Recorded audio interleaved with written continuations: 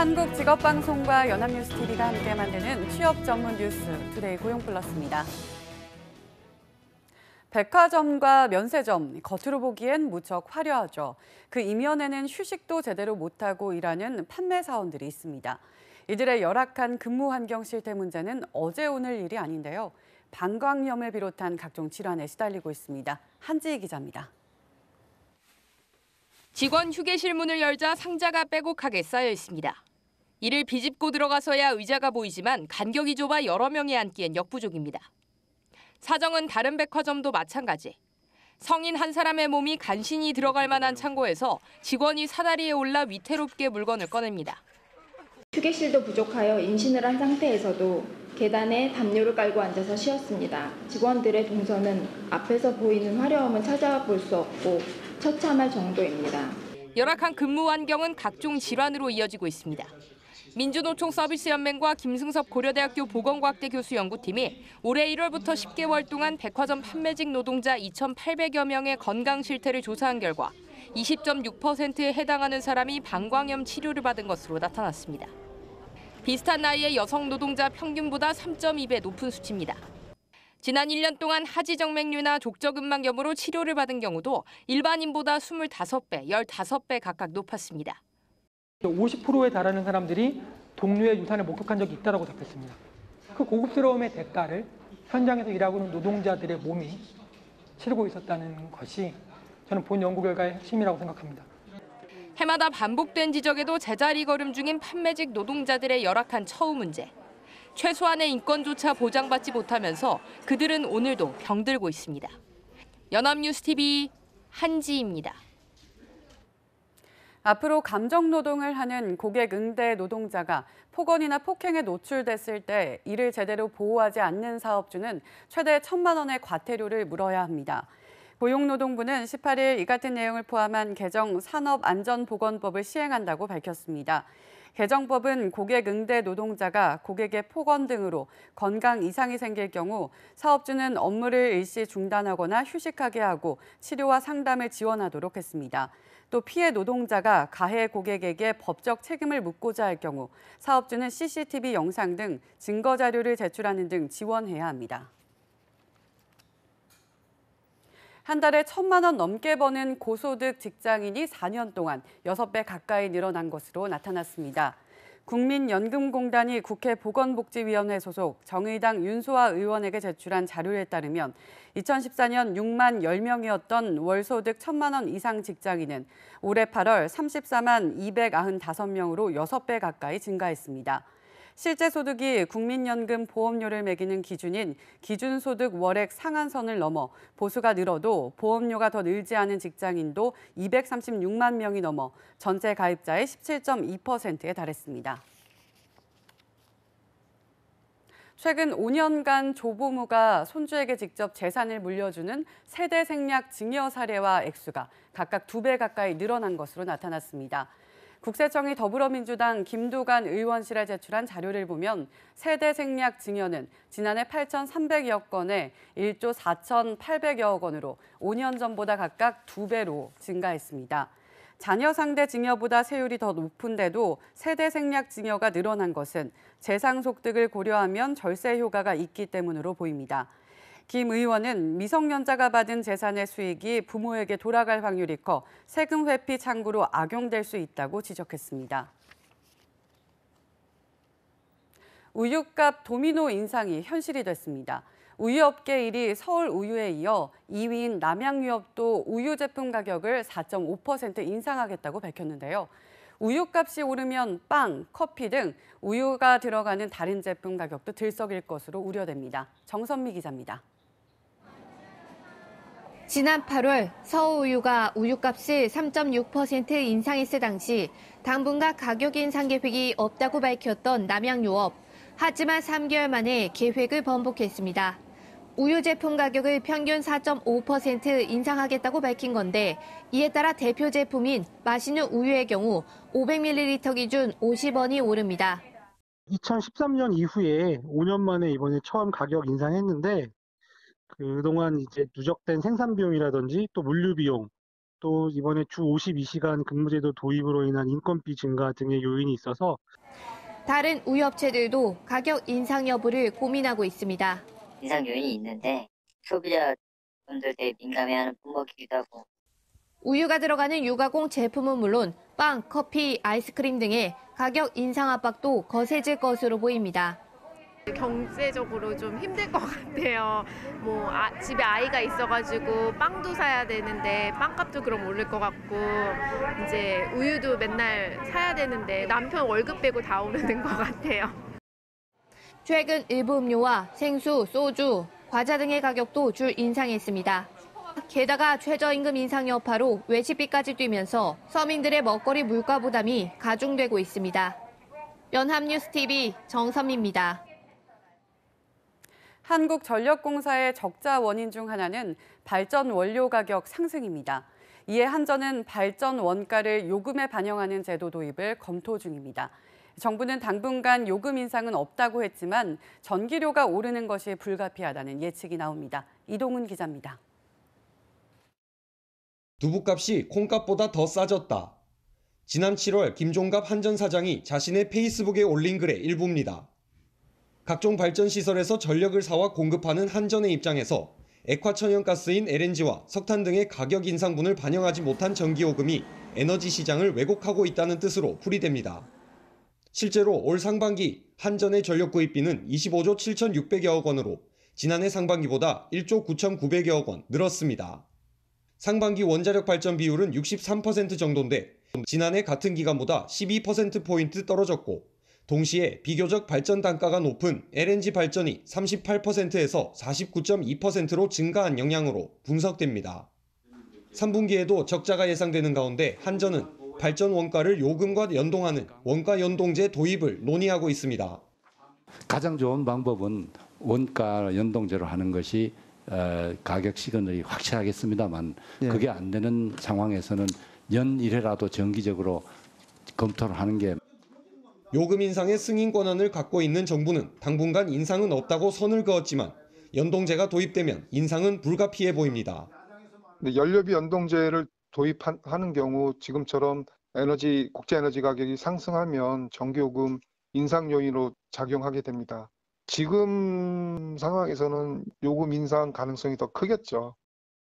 전문가들은 또 공기업인 한전의 적자가 이어질수록 국민 부담이 늘어나는 만큼 신재생 인프라가 적정 수준으로 마련되기 전까지는 원전 폐지 속도를 조절해야 한다고 말했습니다. 연합뉴스TV 이동훈입니다. 우리 국민의 절반 가까이가 은퇴 이후 노후에 경제적으로 대비하지 못하고 있다는 조사 결과가 나왔습니다. 보험연구원이 코리아 리서치에 의뢰해 전국 성인 남녀 2,440명을 대상으로 한 설문 결과 경제적으로 노후를 준비하고 있지 않다는 응답자가 전체 45.9%에 달했습니다. 노후를 준비하지 못하는 이유로는 교육비, 의료비 등 시급하게 돈 쓸 곳이 많기 때문이 38.8%로 가장 많았고 이어 소득이 너무 낮기 때문이라는 응답이 뒤를 이었습니다. 우리나라에서 연령별로는 30대 행복도가 가장 높은 것으로 조사됐습니다. 한국보건사회연구원이 전국 성인 1,000명을 대상으로 행복 수준 인식을 조사한 결과를 보면 조사 대상자의 평균 행복 지수는 10점 만점에 6.3점이었습니다. 주관적 행복도는 6.5점, 삶의 만족도는 6.4점, 미래 안전성은 5.7점이었습니다. 연령대별로는 30대가 6.6점으로 가장 높았고 20대, 40대 순이었습니다. 20대는 30대 다음으로 행복도가 높았지만 높은 실업률과 주거 빈곤 탓에 미래 안정성은 5.4점으로 가장 낮았습니다. 최근 대형 건설사가 시공 중인 서울 강남 재건축 단지의 분양 일정이 이달 말로 정해지면서 청약 시장이 술렁이고 있습니다. 주변 시세보다 낮은 분양가로 로또 아파트라는 이야기가 벌써부터 나오는데요. 특히 청약제도 개정 전 1주택자들까지 몰려 과열 현상도 우려됩니다. 곽준영 기자입니다. 서울 서초구 우성 1차 아파트 재건축 공사 현장. 국내 한 대형 건설사가 시공 중인 단지로 그동안 분양가 협의 등으로 미뤄져 오던 분양 일정이 이달 말로 결정됐습니다. 관심이 높은 분양가는 3.3제곱미터당 4,400만 원대. 주변 시세가 대부분 5천만 원을 훌쩍 넘다 보니 당첨만 되면 수억 원을 번다는 기대감에 또다시 로또라는 얘기가 나옵니다. 인근 시세가 평당 한 6,100 정도? 그 정도 돼요. 뭐 4억 5천에서 한 5억 정도 보시면 되겠네요. 특히 2단지의 경우 무주택자를 우대하는 주택공급 규칙 개정 전 입주자 모집에 나서 1주택자들의 관심이 뜨겁습니다. 개정안 적용 후인 11월 중순부턴 무주택자가 중대형 추첨제 물량의 75%를 가져가지만 이번엔 당첨 기회가 동등하기 때문입니다. 또 1주택자들이 입주 후 6개월 내 집을 팔아야 하는 규제 적용 전이라 집이 있더라도 일단 사고 보는 투기 세력까지 청약에 나설 가능성이 큽니다. 1주택자의 기존 주택 처분 조건이 없기 때문에 강남 지역 분양시장에 한 채를 더 구입하려는 수요가 쏠리면서 분양시장이 상당히 과열될 것으로. 여기에 9억 원이 넘는 분양가로 중도금 집단 대출이 불가능해 사실상 현금 부자들만의 로또 아파트가 될 것이라는 지적도 나옵니다. 연합뉴스TV 곽춘영입니다. 서울 지하철 9호선은 전동차 규모에 비해 이용객이 많아 지옥철이라고 불리는데요. 그 오명을 떨쳐내기가 쉽지 않아 보입니다. 특히 급행 염창에서 당산 구간은 이용객들이 몰려 최악의 구간으로 조사됐습니다. 김태종 기자입니다. 매일 출퇴근 시간만 되면 터질 것만 같은 9호선 급행열차. 수년 전부터 지옥철이라는 비명이 터져나왔지만 현재도 상황은 크게 달라지지 않았습니다. 서울시와 서울교통공사가 국회 국토교통위원회 박재호 더불어민주당 의원에게 제출한 자료에 따르면 2017년 기준 서울 지하철 1, 9호선 중 9호선 급행열차의 평균 혼잡도가 가장 높았습니다. 혼잡도는 전동차 한 량의 정원인 160명 대비 탑승 승객 인원으로 산출됩니다. 열차 한 량에 160명이 탑승했을 때를 100%로 봅니다. 9호선 급행의 평균 혼잡도는 175%, 평균 한 량에 280명이 타는 셈으로 콩나물 시루를 영산케 합니다. 구간별로도 9호선 급행열차 염창 당산 구간이 201%의 혼잡도를 보여 전체 구간 중 가장 높았습니다. 당산 여의도 구간 186%, 노량진 동작 179%, 여의도 노량진 173% 등 혼잡도 상위 1, 4위는 모두 9호선의 몫이었습니다. 1, 8호선의 경우 2호선 사당 방배 구간과 4호선 한성대 입구 해화 구간이 가장 혼잡했습니다. 9호선은 12월 1일부터 8개 역이 늘어나는 3단계 구간이 개통합니다.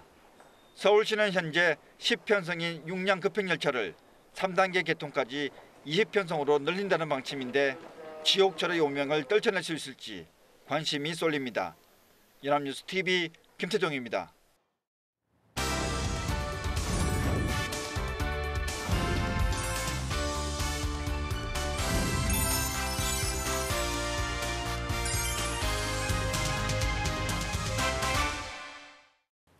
사회적으로 핫한 이슈를 키워드로 알아보는 핫 키워드 시간입니다. 안치홍 아나운서 안녕하세요. 안녕하세요. 핫 키워드 시간입니다. 이 혁신적인 의료기기 개발이 돼도 국내에서는 이 해당 의료기기를 쓰는 것이 불가능에 가깝다고 합니다. 그 이유는 무엇일까요? 핫 키워드에서 알아봅니다. 네, 전 세계에서 4차 산업과 관련한 의료기기 혁신이 일어나고 있습니다. 왓슨과 같은 인공지능 의료기기가 바로 그런 예인데요. 그런데 우리나라에서는 실제 도입이 많이 어려운 편인가요? 네, 맞습니다. 이 왓슨은 IBM사에서 개발한 인공지능 소프트웨어인데요. 빅데이터를 기반으로 한 다양한 결과를 추출해주는 것으로 유명합니다. 특히 왓슨은 의료기기 분야에서 특출한 재능을 발휘하고 있는데요. 이 세계 수십만 편의 논문과 환자 기록을 토대로 이 환자의 증상을 확인하고 비슷한 환자의 수많은 치료 사례를 분석해 가장 성공적인 치료 방법을 찾을 수 있도록 도와주는 거죠. 이미 미국 최고의 암병원인 메모리얼 슬로온 캐터링 암센터에서 이 왓슨의 암 진단은 90% 이상의 일치도를 보이고 있을 정도로 뛰어난 성과를 보이고 있는데요.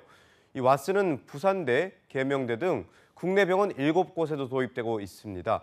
그런데 해외에선 뛰어난 성과를 보이는 왓슨이 유독 국내에선 50%의 일치도만 보이고 있다고 합니다.